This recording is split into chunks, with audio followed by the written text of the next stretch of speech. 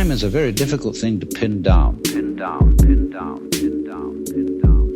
There's a famous saying of St. Augustine of Hippo. When he was asked, "What is time?" he said, "I know what it is, but when you ask me, I don't.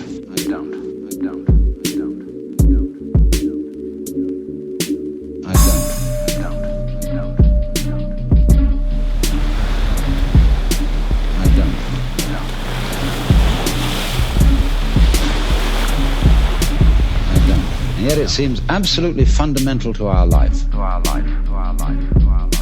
Time is money, we say. I don't have enough time. Time flies. Time drags. And I think we should go into the question of what this is, because in our ordinary common sense, we think of time as a one-way motion from the past through the present and on into the future. Future. And that carries along with it another impression, which is to say that life moves from the past to the future in such a way that what happens now and what will happen is always the result of what has happened in the past.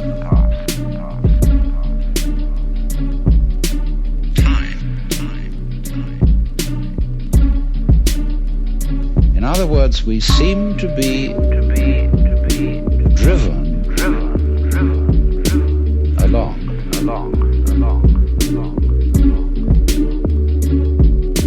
Time.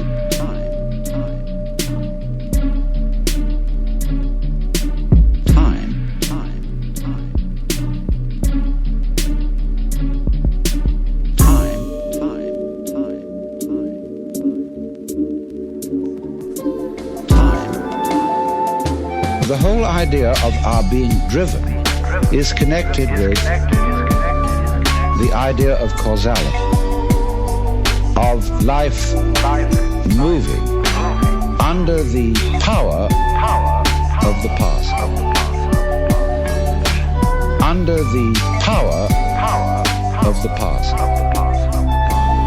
And that is so ingrained in our common sense that it's very difficult to get rid of it. Because I want to turn the thing round completely the other way and say the past is the result of the present. The past is the result of the present. The past is the result of the present. The past is the result of the present.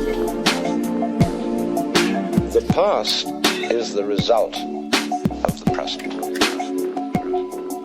The past is the result of the present.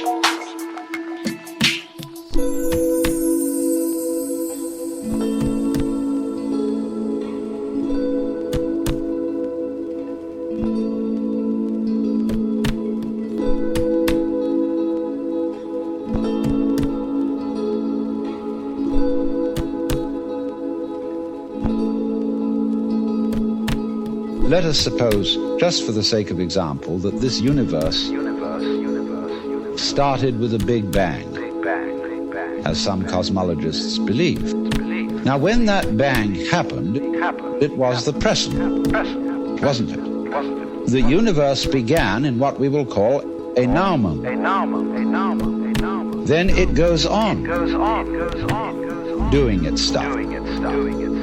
And always, when any event that we now call past came into being, it came into being in the present, out of the present.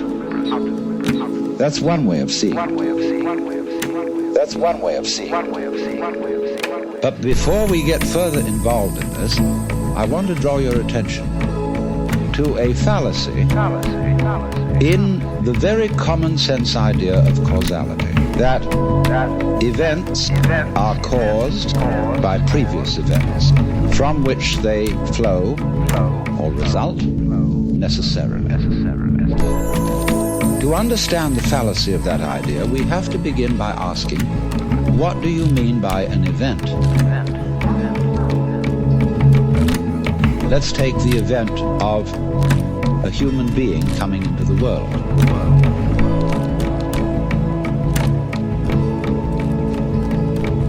Now, when does that event begin? Does it occur at the moment of parturition, when the baby actually comes out of its mother? Or could you say a baby begins when its father is born, or when its mother is born? All these things can be thought of as beginnings. How big a thing is, or how long an event is simply a matter of definition.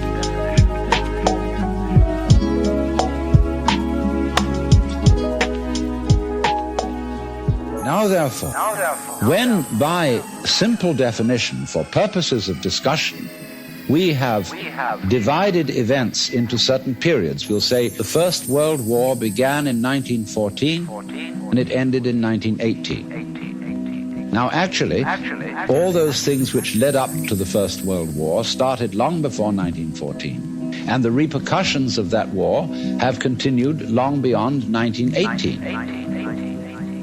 How are we to distinguish an event from its repercussion? Because we have divided events from one another in this arbitrary way, we do that, and then we sort of forget we did it. And then we have a puzzle. How do events lead to each other?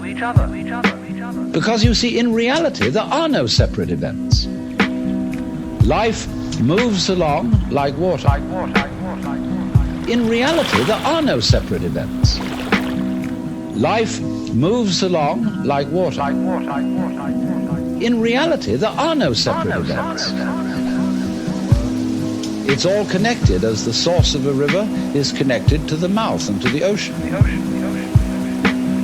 And all the events or things going on are like whirlpools in the stream.